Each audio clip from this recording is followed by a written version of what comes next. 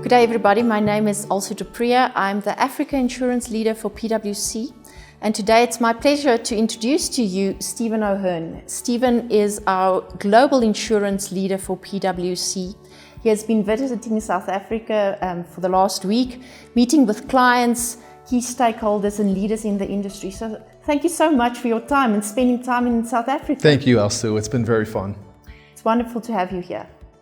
So the Center for Study of Financial Innovation has just launched their 2019 Insurance Banana Skins. What was very interesting from the global respondents was that for the first time ever, technology is seen as the top priority risk. Mm-hmm. Why don't you please give us some color and flavor of why we've seen this shift from the industry? Sure, Elsu. I think when we reflect on the top risks that the industry cited in our 2019 survey, they start off with technology risks, number one, number two, cyber risks, and number three, change management. I think technology risks and change management are very much interrelated, okay? I think what this is all about is the speed of technological change and changing customer behavior, customer expectations, and can the industry respond to those changes? I'm an optimistic professional, and I really see this industry working hard to deal with those changes, to embrace the tech change, to embrace the consumer expectation change, and to create a new customer experience, to compete on the basis of a customer experience in a way they never have. I think that's a great thing. Cyber risk concerns this industry, and the Banana Skins survey revealed that. There's a couple elements to the concern. Number one is no industry has as much rich health and wealth data in its systems as this industry does. It's critical that the IT systems of this industry be locked down tight.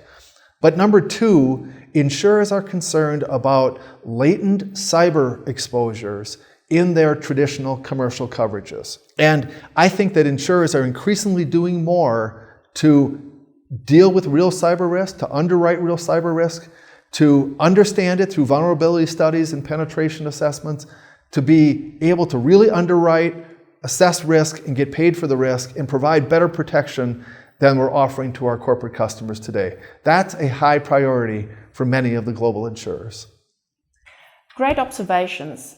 What's quite interesting, if we move back to the South African context, the difference between what we've seen with the global respondents in South Africa is that in South Africa, the top risk that we've identified is macroeconomic environment. And we believe that the reason for that is the sluggish GDP growth, the low disposable income, as well as the lack of sufficient job creation for South Africa. So being more practical, having considered the differences, this one difference, but also the similarities, what would you recommend our clients focus on in the next 12 to 18 months as key priorities or urgent matters to consider? I think, Elsu, I would cite three things. Number one, I think it's really important in a challenged economy for the insurers to focus on the needs of their customers, okay? They're not going to buy products that don't address risks that they don't worry about, okay?